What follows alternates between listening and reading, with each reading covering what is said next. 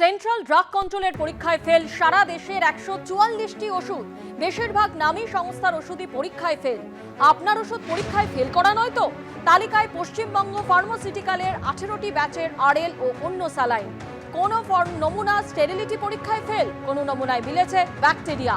এ রাজ্যে ফেল দুটি বহুজাতিক সংস্থা, দুটি বহুল জনপ্রিয় ব্র্যান্ডের ওষুধ। ফেল হৃদযন্ত্রের সমস্যায় ব্যবহৃত টেসমিসার্টান, এমক্সিলিন, পটাশিয়াম ক্যাভিউনেট। পরীক্ষায় ফেল প্যারাসিটামল, স্নায়ুরোগের চিকিৎসায় ব্যবহৃত ওষুধ। পরীক্ষায় ফেল বহুল ব্যবহৃত পেনকিলার, অ্যান্টিবায়োটিক। শিশুদের জন্য ব্যবহৃত সর্দি কাশির সিরাপও পরীক্ষায় ফেল।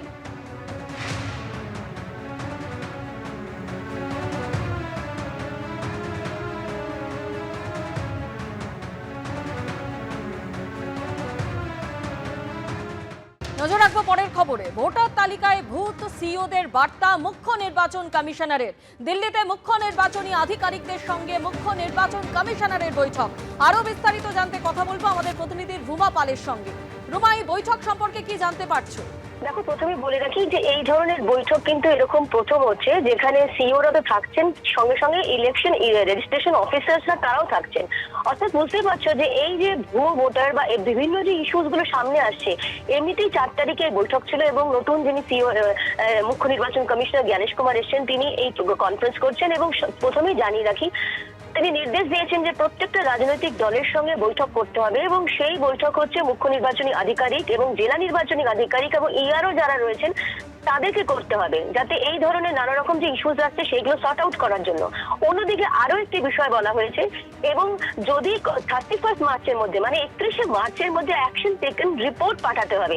যেহেতু তিনি প্রত্যেকটা রাজ্যেরই সিইওর সঙ্গে বৈঠক করছেন, প্রত্যেকটা রাজ্যের নিজের নিজের একটা তাদের ক্ষেত্রে যে সমস্ত ইস্যুস গুলো আসছে, অবশ্যই এই রাজ্য থেকে মুখ্যমন্ত্রী যেমন প্রশ্ন তুলেছেন, যে ভুয়ো ভোটারের প্রশ্ন তুলেছেন, সেক্ষেত্রে কিন্তু ইলেকশন কমিশন আগেই বার্তা দিয়েছে যে এই ধরনের কিন্তু ভুয়ো ভোটার, মানে একই এপিক কার্ড যদি থাকে সেটা কিন্তু ভুয়ো ভোটার নয়।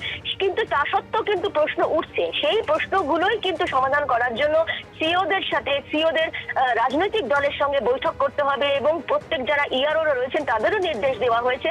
এবং তার সঙ্গে সঙ্গে কিন্তু সমস্ত প্রক্রিয়া, যেহেতু আর দেখো 26-এ ইলেকশন রয়েছে এবং সেক্ষেত্রে নতুন মুখ্য নির্বাচন কমিশনার এসছেন, সেক্ষেত্রে কিন্তু তিনি প্রত্যেকটা রাজ্যের সিইওদের সাথে বৈঠক করছেন এবং বৈঠকের মাধ্যমে কিন্তু এই যে রাজনৈতিক দলের সঙ্গে বৈঠক করার কথা কেন বলা হচ্ছে, কারণ যেহেতু একদম গ্রাসরুট লেভেলে কিন্তু যারা কাজ করছেন তাদের এজেন্টরাও রয়েছেন, সেক্ষেত্রে যাতে কোনো রকম আর এই ধরনের কোনো সমস্যা না হয়, সেক্ষেত্রে কিন্তু মুখ্য নির্বাচন কমিশনার এই সিদ্ধান্ত নিয়েছেন এবং এই নির্দেশ দিয়েছেন। তবে দেখা যে পরবর্তীতে এই নির্দেশ কতটা কার্যকরী হয়।